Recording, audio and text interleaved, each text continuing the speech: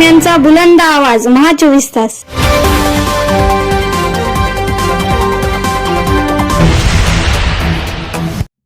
बातमी येते नांदेडच्या हदगावमधून.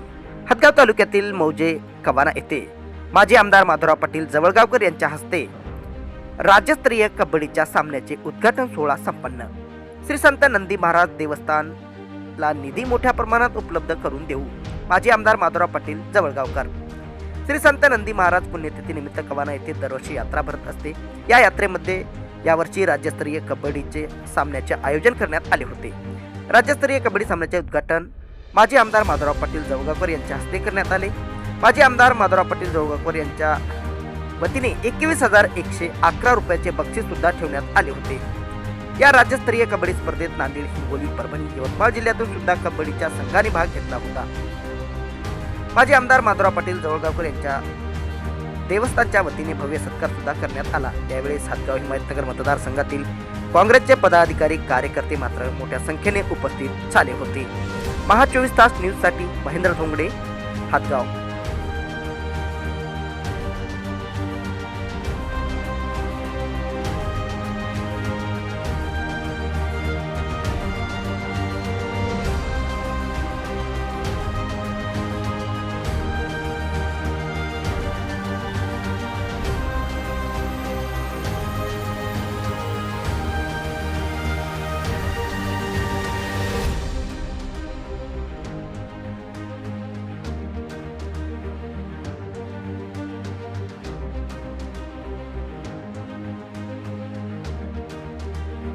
पाहूया माजी आमदार माधवराव पाटील जवळगावकर काय म्हणालीत. सर्वप्रथम मी नंदी बापूंच्या चरणी नतमस्तक होतो आणि माझ्या मते गेल्या 100 वर्षाच्या वर या यात्रेचा इतिहास आहे आणि दरवर्षी नंदी बापूच्या यात्रेच्या निमित्ताने हजारो भाविक या ठिकाणी नतमस्तक होण्यासाठी येतात. मी माझा अनुभव सांगतो. मी जवळपास 20, 22, 25 वर्षे झाले असतील. मी दरवर्षी नंदी महाराजांच्या चरणी नतमस्तक होण्यासाठी येतो आणि यात्रेची एक परंपरा आहे जी आजही दिवसेंदिवस त्या ठिकाणी वाढत चाललेली आहे.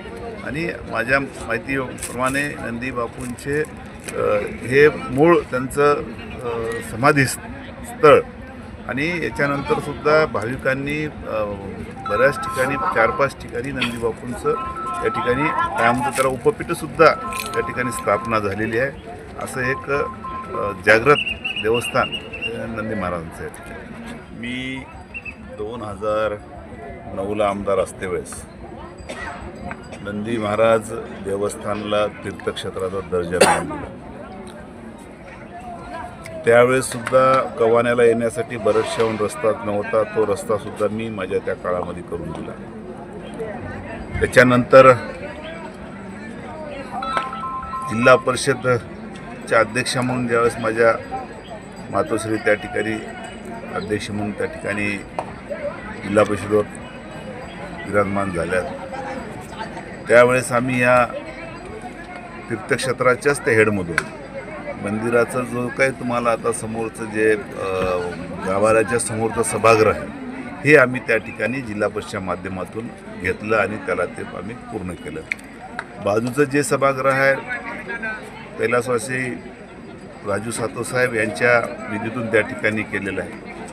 परत यावेळेस जेव्हा मी 19ला आमदार झालो आणि झाल्यानंतर 1-2 वर्षापूर्वी परत या रस्त्याचं काम मलाच करायला लागलं. ते सुद्धा मी त्या ठिकाणी करून दिलं आणि अजूनही नंदी महाराजांच्या या देवस्थान भाविकाचा योग जर पाहिला तर इथं अजूनही सुविधेचा अभाव आहे. अजूनही या ठिकाणी सुविधा करायला लागणार आहेत. निश्चित येणाऱ्या काळामध्ये कशा पद्धतीनं काय करता येईल आमचा तर त्या ठिकाणी प्रयत्न चालूच राहणार आहे. पण या कमधून या तीर्थक्षेत्राला बमध्ये कसं घेता येईल हे सुद्धा त्या ठिकाणी एक प्रयत्न चालू राहील. आणि बाकी जे काही केलं, जे काही करायचं आहे ते सुद्धा भविष्यकाळामध्ये आमचा प्रयत्न चालू आहे.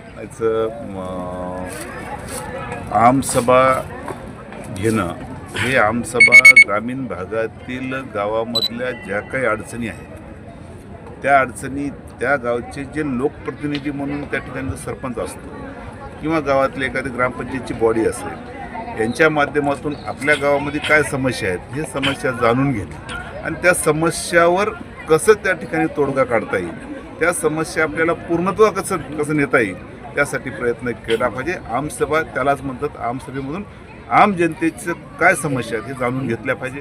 राहिला प्रश्न ग्रामसेवकाचं काम काय आहे, ग्रामसेवकांनी जे काही ग्रामपंचायत स्तरावर जे काही समजा त्यांच्या अखत्यारीमध्ये जे काही काम आहे ते त्यांनी त्या ठिकाणी चोखपणे केले पाहिजे आणि त्या पद्धतीनं आता तिथं काय झालं याच्या बाबतीत मी सांगणार नाही, पण एक काम करून घेण्याची पद्धत असते.